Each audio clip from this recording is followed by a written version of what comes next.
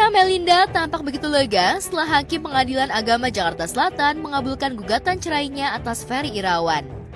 Humas Pengadilan Agama memutuskan secara fair stake pengajuan gugatan cerai Vena yang diajukan setelah gugatan cerai sebelumnya dianulir Majelis Hakim Pengadilan Agama Jakarta Selatan. Apalagi Ferry selaku tergugat tidak pernah menghadiri sidang di pengadilan. Sementara untuk putusan ingkrah masih menunggu 14 hari lagi.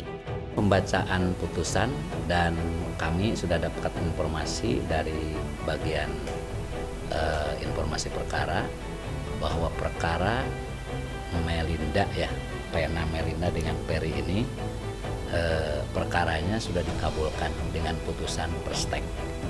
Ya, yang pasti alhamdulillah banget. Ini kan 2 tahun ya prosesnya dari yang Januari 2022 ya. 2023 ya, sorry. Sampai sekarang tanggal berapa nih? 2 Desember.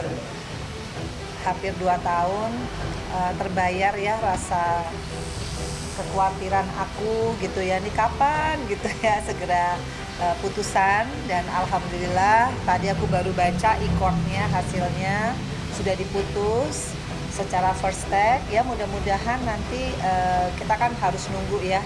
Untuk menjadi inkrah itu harus nunggu sekitar 14 hari.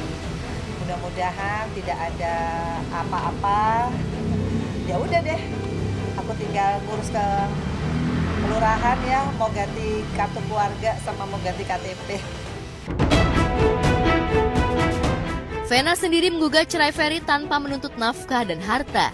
Namun ia tetap menyertakan bukti pernah menjadi korban KDRT yang dilakukan oleh Ferry Irawan pada saat mereka berada di Kediri, Jawa Timur. Hasil putusannya intinya adalah mengabulkan gugatan dari Vena Melinda karena memang gugatannya tunggal. Dia hanya gugatan perceraian saja. Tidak ada gugatan yang lain.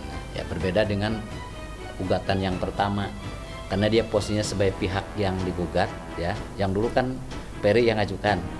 Nah, dia waktu itu ngajukan gugatan balik, ada tuntutan nafkah, ada mut'ah kan. Kalau sekarang dia yang mengajukan, dia tuntutannya tunggal, hanya perceraian saja. Dan ternyata oleh majelis hakim dikabulkan gugatannya dengan dalil-dalil gugatannya sama seperti halnya yang pernah dulu diajukan. Karena memang yang jadi alasan pokoknya ada, kalau dilihat dari gugatannya adalah memang dari KDRT. Sebenarnya lebih berat adalah masalah pidana sih. Pidana KDRT itu jauh lebih berat ya. Jadi kalau untuk perdata perceraian ini lebih kepada administrasi dan kemarin itu. Jadi yang bikin lama kan karena gugatan yang pertama itu kita harus nunggu gugur dulu gugatan yang bersangkutan. Setelah gugur, baru saya bisa mengajukan kan gugatan yang kedua. Ternyata kendalanya adalah alamat tidak patut katanya, effort lagi. Alhamdulillah alamatnya patut, dan kemarin ada pembuktian kan dari orang tuaku. Ya alhamdulillah sekarang putusan itu buat aku udah jalannya Allah untuk memudahkan ya. Karena kan ternyata perdata ini gampang-gampang sulit gampang. Artinya kita harus sabar yang pertama, dan aku sudah mempersiapkan mental sih. Karena kalau untuk masalah perdata ini kan administrasinya harus bener ya. Jadi ya aku banyak konsultasi sama Mas Hendy Arifin bahwa memang butuh kesabaran. Jadi kalau Mbak Vena sabar, jalannya makin terbuka. Jadi nggak boleh menanggapinya dengan kesedihan, karena kan aku udah alhamdulillah kasus KDRT-nya kan udah clear, aku udah healing, udah bisa fokus sama kerjaan. Ya ini kan hanya tinggal selangkah lagi, dan bener kan akhirnya sekarang first step. Ya udah disyukuri aja dulu. Yang penting mudah-mudahan 14 hari nggak ada lagi apa-apa. Ya udah tinggal inkrah.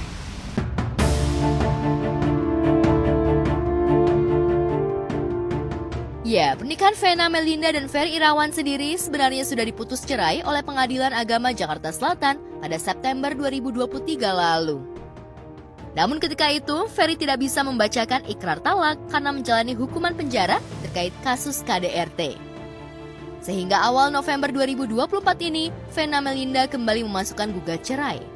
Dan kemarin, akhirnya Pengadilan Agama Jakarta Selatan kembali mengabulkan gugat cerai Vena Melinda secara fair stake. Lantas bagaimana dengan status Vena Melinda? Benarkah ia sudah tak lagi berkeinginan memiliki pendamping pasca trauma mengayuh bahtera dengan Ferry? Ya kalau sekarang mah jodoh nggak usah dicari kali ya.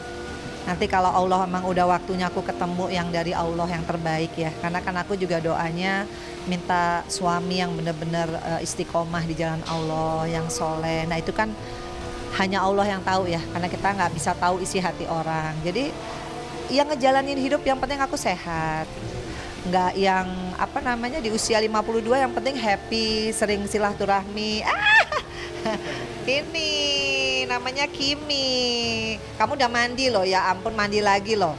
Sering silaturahmi sama teman-teman lama, teman-teman SMP, teman-teman SD. Itu kita kayak seneng banget ya usia gini tuh yang ngumpul. Terus ayo kita pergi kemana yuk bareng-bareng gitu. Menikmati hari tua.